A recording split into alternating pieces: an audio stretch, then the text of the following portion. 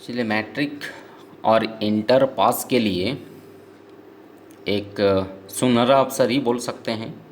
क्योंकि अभी का सिचुएशन में अगर आपको कोई वैकेंसी मिल जाए, वो भी गवर्नमेंट, तो ये बहुत बड़ी बात होती है।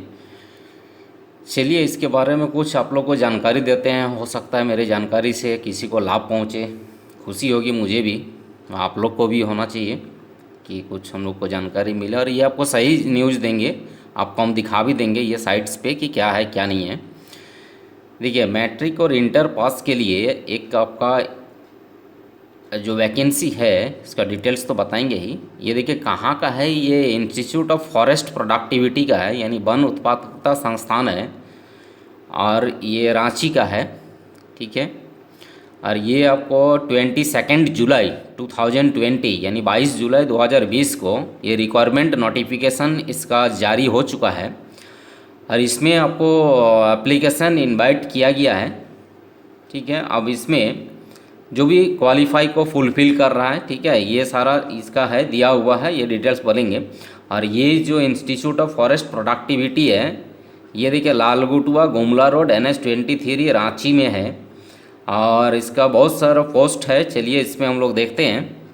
देखिए, पहला तो आपका है LDC, जिसमें लावर डिवीज़न क्लर्क।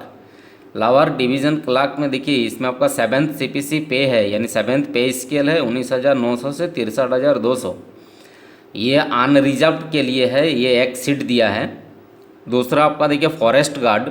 फॉरेस्ट गार्ड के लिए आपको टोटल 6 है, जिसमें इसमें भी आपका 7th CPC है, यानी 7th पे है। ये भी 19,900 63,200 का है। इसमें नंबर ऑफ पोस्ट 6 है, जिसमें अनरिजर्व यानी जनरल के लिए 5 है, और OBC के लिए 1 सीट ये एक निर्धारित किया गया है। और मल्टीटास्किंग स्टाफ है, यानी MTS, ये 13 है टोटल कुल पर, जिसमें आपका इसमें भी 7th पे का ही है। इसमें 18,000 से 56,900 का स्केल में ये नंबर ऑफ पोस्ट हो गया आपका 13। इसमें अनरिजर्व्ड 3 है, SC के लिए 2 है, और OBC के लिए 6 है, और AWS उसके लिए आपको यहाँ पर इसमें दिया गया है 2 सीट। टोटल आपका ये 20 सीट्स है। और ये चलिए इसका हम लोग डिटेल्स इसमें देखते हैं। देखिए, लावर डिवीज़न क्लर्क के लिए एजुकेशनल एंड अदर क्वालिफिकेशन जो चाहिए, ये देखिए 12th क्लास पास होना चाहिए किसी भी रिकॉग्नाइज्ड बोर्ड से। और सेकंड नंबर है कि टाइपिंग स्पीड आपका 30 शब्द प्रति मिनट अंग्रेजी के लिए, और 25 शब्द प्रति मिनट हिंदी के लिए ये मैनुअल टाइपराइटर में होना चाहिए, या तो 35 शब्द प्रति मिनट इंग्लिश और 30 शब्द प्रति मिनट हिंदी कंप्यूटर में टाइपिंग होना चाहिए। इसमें एज का जो लिमिट है देखिए 18 वर्ष से कम नहीं होना चाहिए, और 27 वर्ष से ज़्यादा नहीं होना चाहिए। अपर एज लिमिट जो दिया गया SC कैंडिडेट्स के लिए 32 ईयर्स, OBC के लिए 30 ईयर्स यानी 30 वर्ष कर दिया गया है। ठीक है।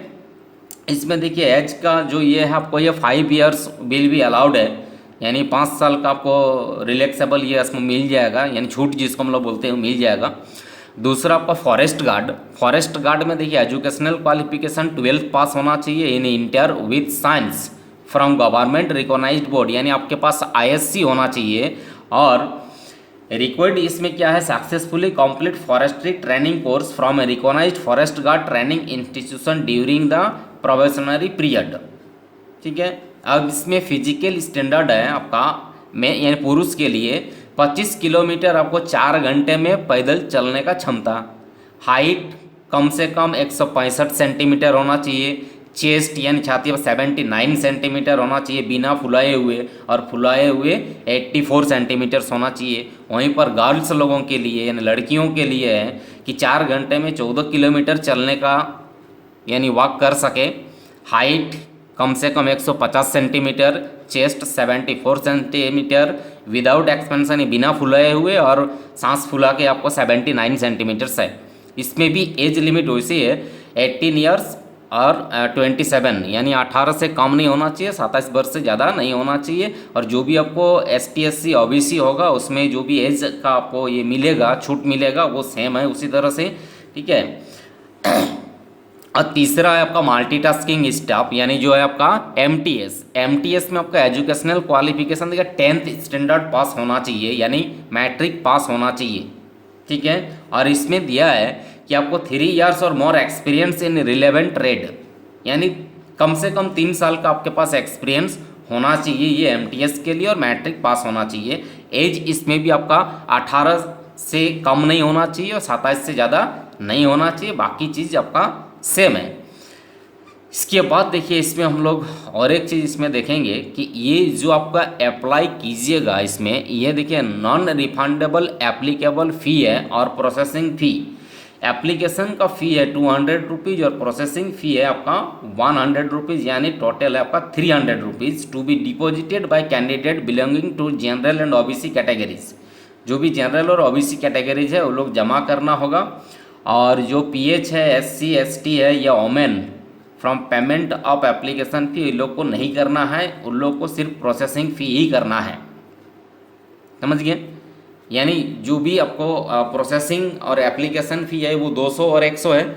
तो जो जितना भी आपका पीएच होगा, एससी एसटी और जो भी गर्ल्स लोगों के लिए होगा, उन लोग को एप्लीकेशन फ़ी नहीं लगेगा, सिर्फ प्रोसेसिंग फ़ी लगेगा 100 रुपीज़। और इसका आपको डिमांड ड्राफ्ट बनाना पड़ेगा।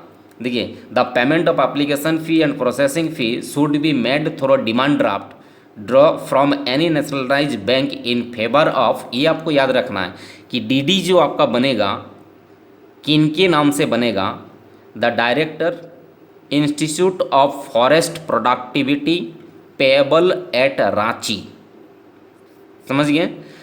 और ये आपको एप्लीकेशन के साथ अटैच करना होगा, यानी ये एप्लीकेशन ऑनलाइन नहीं ऑफलाइन ही आपको भेजना होगा।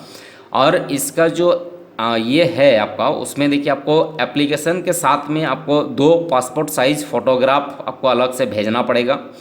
बाकी चीज़ जो आपको डिटेल्स ये दिख रहा है, इसको हम आपको लिंक में दे देंगे। आप वीडियो का डिस्क्रिप्शन में जाएंगे, वहाँ पर आपको लिंक मिलेगा, और मेरा गूगल ड्राइव से वहाँ से आप उसको डाउनलोड कर लीजिए। वहाँ से आपको फॉर्म तो भी मिल जाएगा, फॉर्म को आप प्रिंट कर लीजिए। देखिए आपको फॉर्म का हम दिखा देते हैं, ये देखिए ये है आपका format of the application form.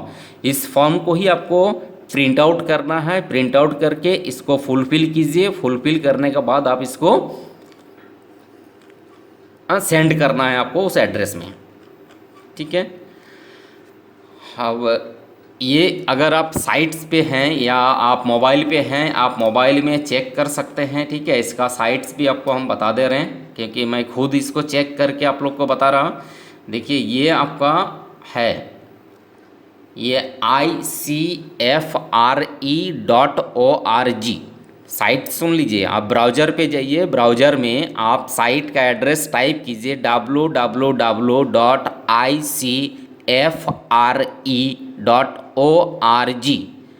वहाँ जैसे आप ये पेज खुलेगा, उसमें देखिएगा रिक्वायरमेंट है।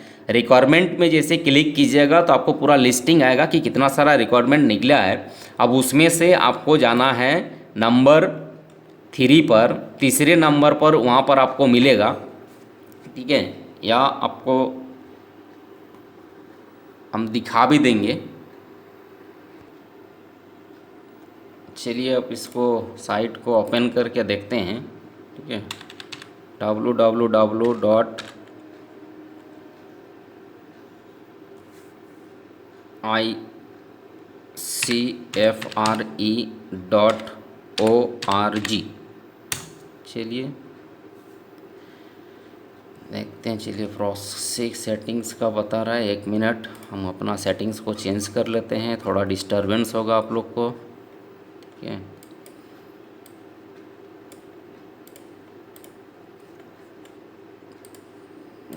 कभी कभी ऐसा दिक्कत देता है इसमें, चलिए थोड़ा सा इंतज़ार कीजिए। देखिए ये साइट्स आपका खुल चुका है, ठीक है। ये साइट्स में देखिए भारतीय वानिकी अनुसंधान एवं शिक्षा परिषद ये है, ये गवर्नमेंट का साइट है, इसमें कोई दिक्कत नहीं है, ठीक है। ये कोई डुप्लीकेटिंग वाला नहीं है, ठीक है। यहाँ देखिए अब इसमें चलिए हम लोग जाते हैं। आपका देखिए यहाँ रिक्वायरमेंट्स है, रिक्वायरमेंट्स में क्लिक कीजिए। रिक्वायरमेंट्स में जैसे आप जाएंगे, यहाँ पर देखेंगे, देखिए नेशनल कैरियर सर्विसेज से यहाँ पर जो भी है ज्वाइनिंग ये होता है। यहाँ पर देखिए आपका दिया हुआ, देखिए invitation of applications from Indian citizen who fulfill the request qualification and other eligibility criteria for filling of the post of lower division clerk, LDC, forest guard, FG and multitasking staff MTS in IFP Ranchi. ये update है 24 जुलाई को। चलिए इसका PDF को भी हम आप लोग ओपन करके दिखा देते हैं, जिससे हम अभी आप लोग को बता रहे थे। देखिए सेम यही चीज़ है, ये रिक्वायरमेंट नोटिफिकेशन, बस ये हम आपको दे देंगे। ये में डिस्क्रिप्शन में मेरा लिंक रहेगा, ठीक है। और वहाँ आप ये फॉर्मेट जो है आपका एप्लीकेशन का, उस एप्लीकेशन का फॉर्मेट को आप प्रिंट आउट कीजिए, उसको फिल कीजिए और उसको सेंड कीजिए। समझ गए? तो यही था इसके बारे में डिटेल्स। तो चाहेंगे ये इसका रिटर्न एग्ज़ाम होगा, ठीक है। और डिटेल्स में आप लोग पढ़ लीजिएगा, देखिएगा उसमें दिया हुआ है, उसका रिटर्न एग्ज़ाम भी होगा।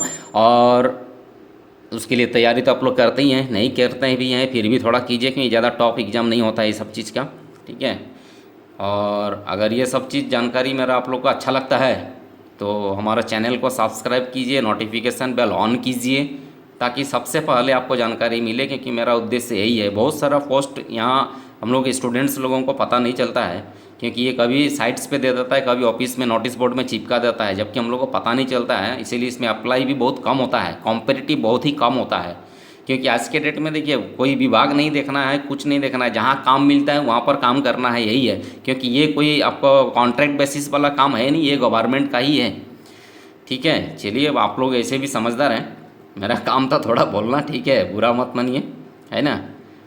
और देखिए आगे फिर इसी तरह हम देते रहेंगे, और कंप्यूटर का जानकारी तो आप लोगों को देंगे ही। इसके साथ में जो भी वैकेंसी मेरे नज़र में आएगा या मेरे जो भी है बहुत सारा लिंक में, वो ऑफिशियल भी हमको कभी कभी नोटिफिकेशन मिल जाता है, चाहे मोबाइल कॉल से हो या जैसे भी हो, ज़रूर हम आप लोग के साथ उसको शेयर करेंगे।